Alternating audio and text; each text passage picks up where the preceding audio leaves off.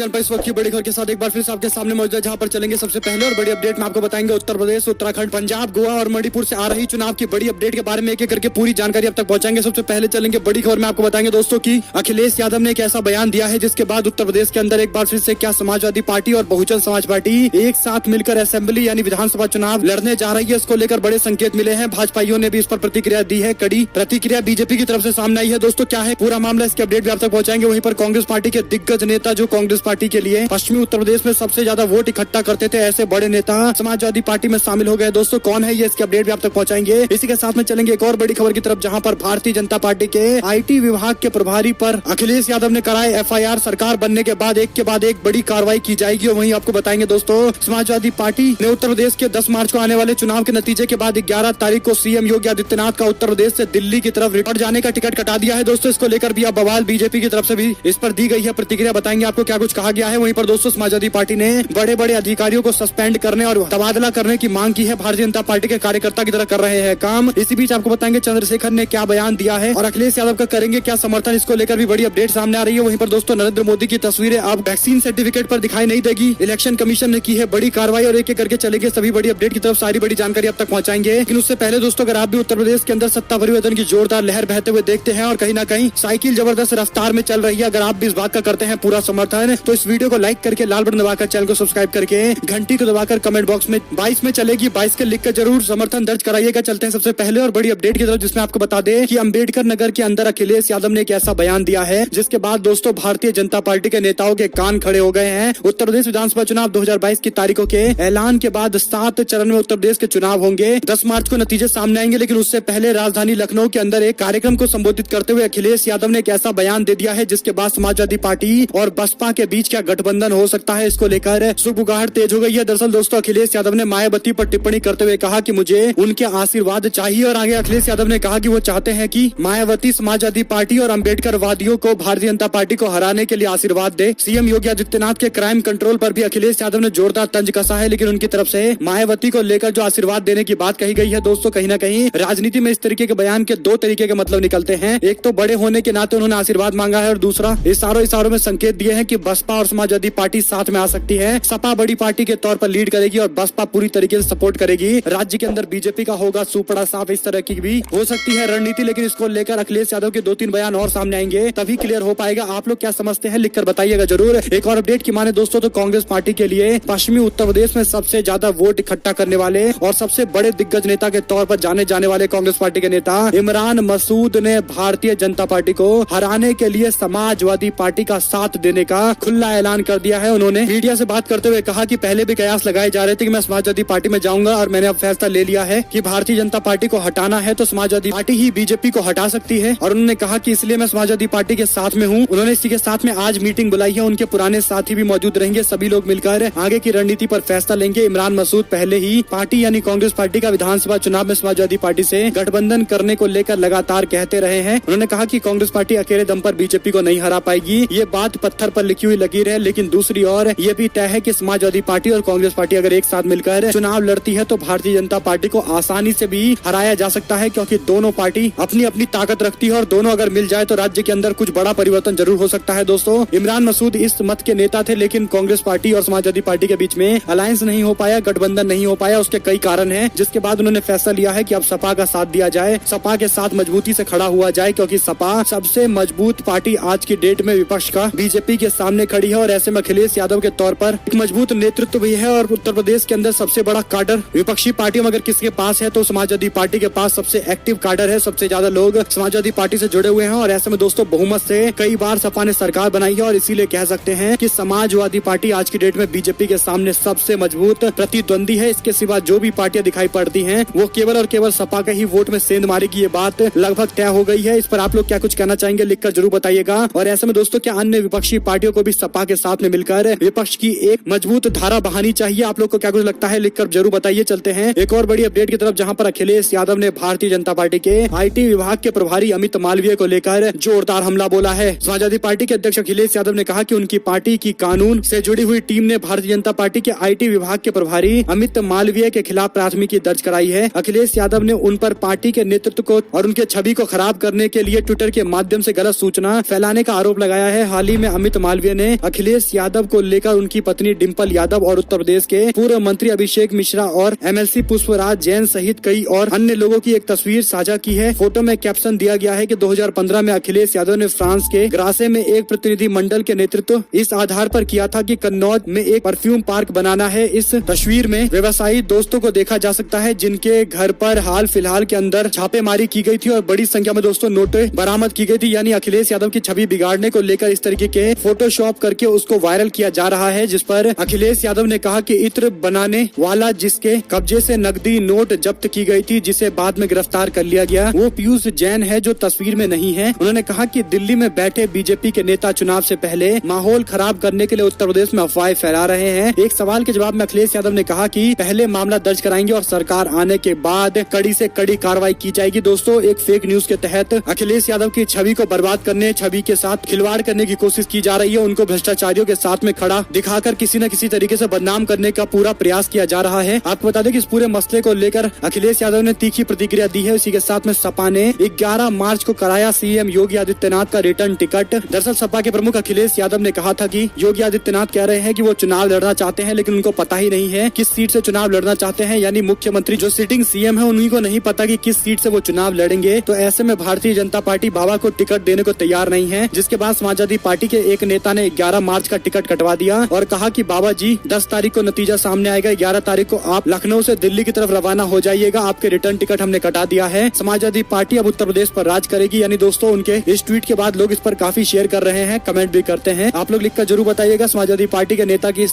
Creativity के बारे में आप लोग की क्या कुछ राय है। वहीं पर समाजवादी पार्टी ने अवनीश अवस्थी समेत 4 अफसरों को हटाने की मांग की है। इलेक्शन कमीशन ऑफ इंडिया से कहा कि बीजेपी के वर्कर की तरह काम कर रहे हैं ये अधिकारी, इनके खिलाफ कार्रवाई होनी चाहिए और इनको बड़े बड़े पदों से हटाया जाना चाहिए। दोस्तों, इसी के साथ में यूपी के चुनाव को लेकर चंद्रशेखर ने अभी अपने पत्ते नहीं खोले हैं। 10 जनवरी को इस पूरे मामले पर उनकी तरफ से भी जानकारी सामने आ जाएगी। चंद्रशेखर की पार्टी आजाद समाज पार्टी कांसीराम ने अभी अपने सियासी पत्ते नहीं खोले हैं। मीडिया रिपोर्ट के मुताबिक आज चंद्रशेखर की पार्टी आजाद समाज पार्टी विधानसभा चुनाव को लेकर अपनी रणनीति साफ कर देगी। फिलहाल पार्टी यूपी चुनाव को लेकर मंथन में जुट गई है। वहीं पर चुनाव आयोग की तरफ से पार्टी को केतली चुनाव चिन्ह आवंटित किया गया है। वहीं पर दोस्तों 2021 के जिला पंचायत चुनाव में अपना प्रत्याशी उन्होंने उतारा था, जिसमें से कई जगह जीत भी हासिल हुई थी और उपचुनाव के अंदर बुलंदशहर सीट से उनके प्रत्याशी दूसरे नंबर पर रहे थे। यानी अच्छी खासी लोगों के बीच में पहुंच है और ऐसे में माना जा सकता है कि समाजवादी पार्टी के साथ में आएंगे तो बेहतर होगा और राज्य के अंदर एक मजबूत विपक्ष और मजबूत होगा। और एक और अपडेट की माने दोस्तों तो नरेंद्र मोदी की जो तस्वीरें देश के अंदर वैक्सीन सर्टिफिकेट पर छपी रहती थी, उस पर इलेक्शन कमीशन ने कार्रवाई की है। 5 राज्यों के विधानसभा चुनाव के मद्देनजर कोरोना टीकाकरण प्रमाण पत्र पर नरेंद्र मोदी की तस्वीरें अब आप लोगों को दिखाई नहीं पड़ेगी। 5 चुनावी राज्यों को लेकर ये फैसला लिया गया है और ऐसे में दोस्तों चुनाव आचार संहिता उल्लंघन के मामले को लेकर ये कार्रवाई की गई है। हेल्थ मिनिस्ट्री की तरफ से ये जानकारी देते हुए फिल्टर लगाया गया है ताकि नरेंद्र मोदी की तस्वीरें न छपे। इससे पहले आप लोग जानते हैं कि बंगाल के चुनाव में वैक्सीन सर्टिफिकेट पर नरेंद्र मोदी की छपी तस्वीरें लगातार बांटी जा रही थी। चुनाव प्रचार के तौर पर इसको देखा जा रहा था। इलेक्शन कमीशन में शिकायत भी की गई थी, लेकिन इसके बावजूद भी हेल्थ मिनिस्टर की तरफ से कोई कार्रवाई नहीं की गई। लेकिन इस बार उत्तर प्रदेश को लेकर फैसला ले लिया गया है, जिसका स्वागत होना चाहिए। इसी के साथ में नरेंद्र मोदी की सुरक्षा में हुई तथाकथित चूक के मामले को लेकर पंजाब सरकार ने केंद्र को भेज दी है अपनी प्राइमरी रिपोर्ट। पंजाब सरकार ने जो प्राइमरी रिपोर्ट केंद्र को भेजी है उसमें प्रदर्शनकारियों के खिलाफ FIR दर्ज करने की बात कही गई है। इसमें बताया गया है कि फिरोजपुर पुलिस ने अलग अलग धाराओं में FIR दर्ज की है। इस बीच प्रधानमंत्री की सुरक्षा में हुई तथाकथित चूक के मामले को लेकर संयुक्त किसान मोर्चा का भी बयान सामने आया। संयुक्त किसान मोर्चा का कहना है कि किसान शांतिपूर्ण प्रदर्शन कर रहे थे, उन्होंने प्रधानमंत्री के काफिले की और जाने की कोशिश नहीं की। ये पंजाब और किसान आंदोलन को बदनाम करने की कोशिश की जा रही है। भारतीय किसान यूनियन क्रांतिकारी संगठन के चीफ का दावा है कि उनके संगठन ने प्रधानमंत्री का काफिला रोका था। और इस बीच दोस्तों एक और अपडेट की माने तो पंजाब के अंदर आम आदमी पार्टी और नई नवेली बनी किसानों की पार्टी क्या मिलकर चुनाव लड़ेगी, इसको लेकर चर्चाएं चल रही है। आम आदमी पार्टी को लेकर बलवीर सिंह राजेवाल ने कुछ ऐसा बयान दिया है जिसके बाद अब पंजाब की सियासत में आम आदमी पार्टी विपक्ष के निशाने पर है। आम आदमी पार्टी को लेकर बलवीर सिंह राजेवाल ने कहा है कि आम आदमी पार्टी के साथ हमारा कोई समझौता नहीं है। उन्होंने बताया कि हमारी बात आम आदमी पार्टी से टूट चुकी है। गुरनाम सिंह चडूनी की पार्टी से गठबंधन को लेकर उन्होंने कहा कि उनके साथ मिलकर चुनाव लड़ने को लेकर एक कमेटी का गठन किया गया है। और ऐसे में दोस्तों पूरा मामला कुछ इस प्रकार है, जहां पर संयुक्त समाज पार्टी के बैनर तले किसान नेता अपने अपने क्षेत्रों के अंदर अपने अपनी दावेदारी ठोकेंगे और जनता से समर्थन मांगेंगे। यानी किसान संगठन अपने स्तर पर ही कई सारे जगह से चुनाव लड़ने वाले हैं और आम आदमी पार्टी के साथ उनका समझौता नहीं है। ये बात भी क्लियर हो चुकी है। इस बीच एक और अपडेट है जहां पर दोस्तों पॉपुलैरिटी को लेकर मुख्यमंत्री के चेहरे पर पंजाब में जनता किस पर विश्वास करती है, नरेंद्र मोदी के तथा कथित सुरक्षा में हुई चूक के मामले के बाद कराए गए सर्वे में द ग्राउंड रिपोर्ट की तरफ से दावा किया गया है कि चरणजीत सिंह चन्नी को 64% लोग अपने मुख्यमंत्री के तौर पर देखना चाहते हैं, जबकि बादल को सपोर्ट करने वाले लोग तकरीबन 6% है, जबकि नवजोत सिंह सिद्धू को मुख्यमंत्री के तौर पर देखने वाले लोगों की संख्या 7% है, भगवत मान को मुख्यमंत्री के तौर पर देखने वाले लोगों की संख्या 5% है, कैप्टन अमरिंदर सिंह को मुख्यमंत्री के तौर पर देखने वाले लोगों की संख्या 4% है और अदर्स में 14% लोग हैं। कुल मिलाकर दोस्तों चरणजीत सिंह चन्नी एक बड़े मुख्यमंत्री के चेहरे के तौर पर उभर कर सामने आए हैं। इस बीच आपको बता दें कि नोएडा के अंदर न्यूज चैनलों की एक बैठक हुई है, जो खबर सामने आ रही है। राहुल गांधी की तरफ से दिए गए जानकारी में बताया गया है कि उत्तर प्रदेश के होने वाले चुनाव को लेकर भारतीय जनता पार्टी के समर्थन में गोदी मीडिया को लगा दिया गया है। दरअसल दोस्तों व्यंग के माध्यम से अपनी बात कहे जाने वाले ट्विटर हैंडल राहुल गांधी 2.0 से कहा गया है कि नोएडा के गुल्लू चैनलों के मालिकों ने एक मीटिंग बुलाई थी। फैसला लिया गया है कि अगले 2 महीने तक चैनलों के नाम रामलीला ग्राउंड, दशहरा ग्राउंड, राजकीय स्टेडियम इत्यादि रख देंगे, ताकि साहब वर्चुअल रैलियों के लिए एडवांस में बुकिंग कर लें। यानी उनका सीधा कहना यह है कि उत्तर प्रदेश के विधानसभा चुनाव को लेकर भारतीय जनता पार्टी को पूरा मंच मुहैया कराने के लिए दोस्तों तैयारी चल रही है और कहीं न कहीं गोदी मीडिया भी इसमें पूरी तरीके से जुट गया है। जो नोएडा का मीडिया है उसका एक ही काम है कि नरेंद्र मोदी और भारतीय जनता पार्टी से जुड़ी हुई चीजों को ज्यादा से ज्यादा विस्तार से दिखाया जाए। अमूमन दोस्तों ऐसा ही होता है कि जब उत्तर प्रदेश या किसी भी बड़े राज्य के चुनाव होते हैं तो आप लोग देखेंगे कि विपक्षी नेताओं को कम कवरेज दी जाती है मीडिया चैनलों की तरफ से, और ज्यादातर खबरें नरेंद्र मोदी, योगी आदित्यनाथ, अमित शाह जैसे नेताओं को, भारतीय जनता पार्टी से जुड़े हुए नेताओं को दिया जाता है और बाद में कहा जाता है कि वो होम मिनिस्टर है, प्रधानमंत्री है, मुख्यमंत्री है और इसीलिए ज्यादा कवरेज मिल रहा है। हालांकि ये साफ दिखाता है कि विपक्ष को लेकर किस तरीके से रवैया है गोदी चैनलों का, और दूसरी ओर भारतीय जनता पार्टी को लेकर जिनकी सरकारों से उनका एडवर्टीजमेंट भी वगैरह मिलता है, किस तरीके का रवैया रखते हैं। आप लोग कमेंट बॉक्स अपनी राय जरूर लिखकर बताइएगा। एक और अपडेट की माने तो राज्यपाल और चढ़ूनी के बीच में चल रही बातचीत को लेकर दोस्तों तालमेल समिति बनाई गई है। मैनिफेस्टो स्क्रूटनी कमेटी का ऐलान किया गया है, जो दोनों पार्टी एक साथ मिलेंगी और आगे क्यों किस तरीके से जनता के बीच में हमें वादे करने हैं, कौन से मैनिफेस्टो के मेन वादे होंगे जिन पर हम काम करेंगे, इसको लेकर पूरी तैयारी की जाएगी। और जल्द ही दोस्तों अलायंस को लेकर भी घोषणा कर दी जाएगी। वहीं पर बीजेपी विधायक की टिप्पणी से आहत सिख समुदाय ने किया प्रदर्शन, पार्टी से बर्खास्त करने की मांग की गई है। उत्तर प्रदेश के कानपुर से भारतीय जनता पार्टी के विधायक अभिजीत सांगा की एक सोशल मीडिया पोस्ट से आहत सिख समुदाय ने उनके खिलाफ जोरदार तरीके से विरोध जाहिर किया है और पार्टी से बर्खास्त करने की मांग की गई है। उत्तर प्रदेश के कानपुर से भारतीय जनता पार्टी के विधायक अभिजीत सांगा की एक सोशल मीडिया पर जो टिप्पणी आई थी उस पर सिख समुदाय काफी नाराज है। दरअसल दोस्तों सिखों को लेकर जो भड़काऊ बयान दिया गया था, जो असामाजिक भाषा का इस्तेमाल किया गया था, वो अपने आप में दिखाता है कि कहीं न कहीं सिखों को लेकर बीजेपी के लोग इस तरह की टिप्पणी कर दे रहे हैं और अपनी पार्टी में बने हुए हैं। यानी कहीं न कहीं मूक सपोर्ट बीजेपी की तरफ से दिया जा रहा है अपने विधायकों को, क्योंकि कोई कार्रवाई नहीं की गई है। एक और जानकारी की माने तो ओम प्रकाश राजभर का बड़ा दावा, कहा बीजेपी के 1.5 दर्जन से ज्यादा मंत्री हमारे संपर्क में हैं, सैकड़ों विधायक हमारे पीछे घूम रहे हैं, लेकिन हम तय करेंगे किसको अपने साथ में लेकर आना है। दरअसल ओम प्रकाश राजभर ने बीजेपी के नेता दयाशंकर सिंह के साथ हुई उनकी मुलाकात को लेकर बड़ा बयान दिया है। उन्होंने हालांकि दयाशंकर सिंह के साथ उनकी मुलाकात को खारिज कर दिया है, लेकिन दोस्तों ये भी कहा है कि उनके साथ भारतीय जनता पार्टी के कई सारे नेता विधायक आना चाहते हैं, लेकिन इस पर आगे फैसला लिया जाएगा कि किसको साथ साथ लेकर आया जाएगा और किसको दूर रखा जाएगा। इसी बीच प्रधानमंत्री मोदी की सुरक्षा में चूक पर चन्नी का बयान, कहा पंजाब में नफरत फैलाकर यूपी चुनाव जीतना चाहती है भारतीय जनता पार्टी। और एक और अपडेट की माने तो आरजेडी में शामिल होंगे क्या उपेंद्र कुशवाहा, इसको लेकर दोस्तों बड़ी खबर है। आपको बता दें तेज प्रताप यादव ने कहा कि उपेंद्र कुशवाहा ने पंखा बनाया था, वो समाप्त हो गया है, अब वो आरजेडी ज्वाइन कर ले। शनिवार को तेज प्रताप यादव ने यह भी बयान दिया कि उनके बयान के पश्चात कई प्रकार की चर्चा हो रही है। हालांकि पिछले शनिवार को उपेंद्र कुशवाहा ने स्पष्ट कर दिया कि इस प्रकार की उनकी कोई बातचीत नहीं है। हालांकि दोस्तों एक बात तय है कि अब जनता दल यूनाइटेड और आरजेडी के अंदर कुछ ऐसे लोग हैं जो दोनों के बीच में समझौता चाहते हैं और इसको लेकर प्रयास भी किए जा रहे हैं। हो सकता है उपेंद्र कुशवाहा उन्हीं में से एक हो। और आम आदमी पार्टी की 9वीं सूची जारी, एक दिन पहले पार्टी में शामिल हुए दिनेश ढल को जलंधर उत्तरी और कोट फतेह को भटिंडा से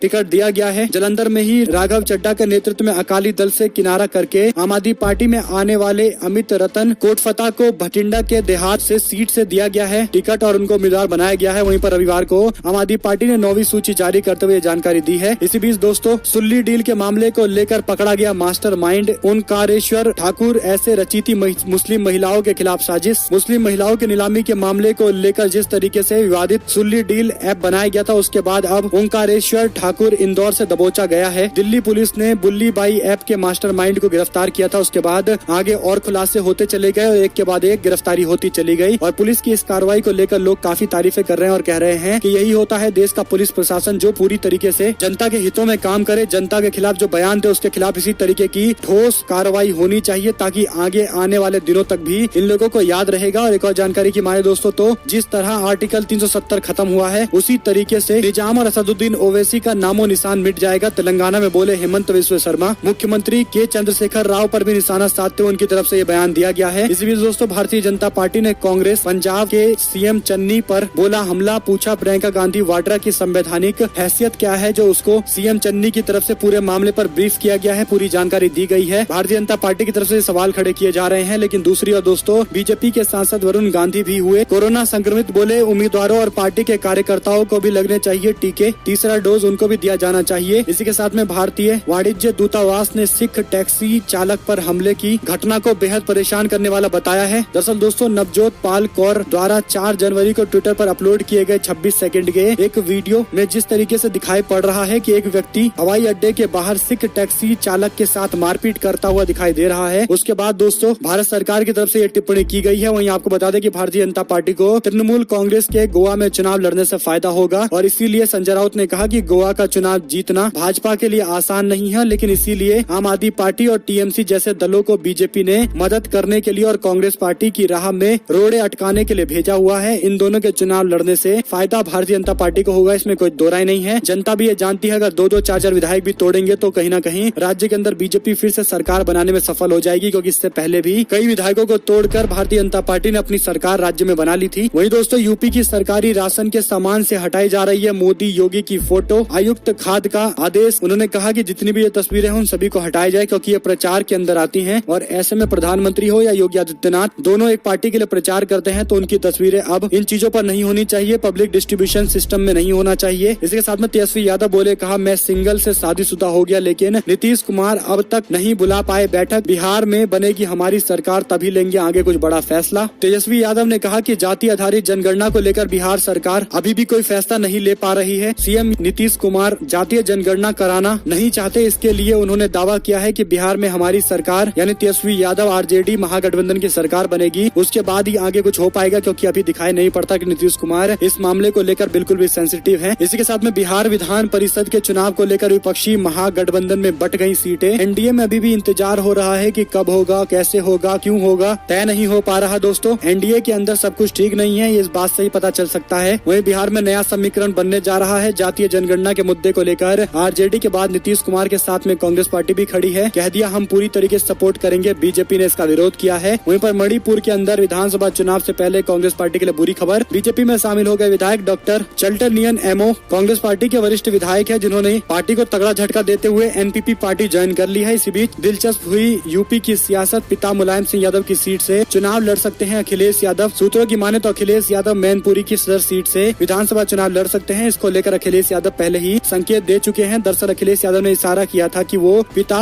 मुलायम सिंह यादव जहां से लड़े थे वहीं से विधानसभा चुनाव लड़कर सामने आ सकते हैं। इसी बीच बिहार के अंदर दोस्तों भारतीय जनता पार्टी के विधायक रश्मि वर्मा का विधानसभा सदस्यता से इस्तीफा। नरकटियागंज से विधायक हैं और वर्तमान में उन्होंने अपना विरोध जाहिर करते हुए पार्टी के खिलाफ मोर्चा खोलते हुए कहीं न कहीं पर्सनल रीजन बताया है इस्तीफे का, लेकिन इसके पीछे बड़ा कारण ये है कि उनको पार्टी में ज्यादा तवज्जो दी नहीं जा रही थी और जिस तरीके से भारतीय जनता पार्टी बिहार में चल रही है उसके बाद उसके सारे नेता लगभग नाराज है और इसीलिए उनकी तरफ से भी इस्तीफा दिया गया है। ऐसे में दोस्तों उस राज्य के अंदर ये इस्तीफा दिया गया है जहां पर गठबंधन और एनडीए के सीटों में लगभग बराबरी का आंकड़ा है और अगर एक भी विधायक जाता है दोस्तों तो कहीं न कहीं आंकड़े इधर से उधर पलट जाएंगे। इसी बीच एक और अपडेट सामने आ रही है जहां पर दोस्तों फार्मर उत्तर प्रदेश कुछ बड़ा बदलाव करने वाले हैं। क्या, इसको लेकर सवाल इसलिए है क्योंकि जितने भी सोशल मीडिया पर अकाउंट है किसानों से जुड़े हुए सभी ने किसानों को याद दिलाया है कि आगे आने वाले दिनों के अंदर आपको तय करना है कि कौन लोग आपके सपोर्ट में थे और कौन लोग आपका विरोध कर रहे थे, कौन लोग देश के किसानों का विरोध करते हुए उनको 1.5 सालों तक लगातार प्रदर्शन करने पर मजबूर किया, उनके खिलाफ आप लोगों को वोट डालना है। हालांकि खुलकर किसान नेताओं ने ये बातें नहीं कही है, लेकिन कहीं न कहीं सोशल मीडिया के माध्यम से धीरे धीरे संकेत मिलने लगा है। दोस्तों अगर आप लोग को एक भी खबर अच्छी लगी हो तो इस वीडियो को लाइक करिएगा, लाल बटन दबाइए, चैनल को सब्सक्राइब करिए, घंटे दबाइए, हमारे साथ लगातार बने रहिए, जुड़े दोस्तों का बहुत बहुत धन्यवाद। आप लोग देख रहे थे आपका अपना चैनल। जय हिंद, जय भारत, वंदे मातरम।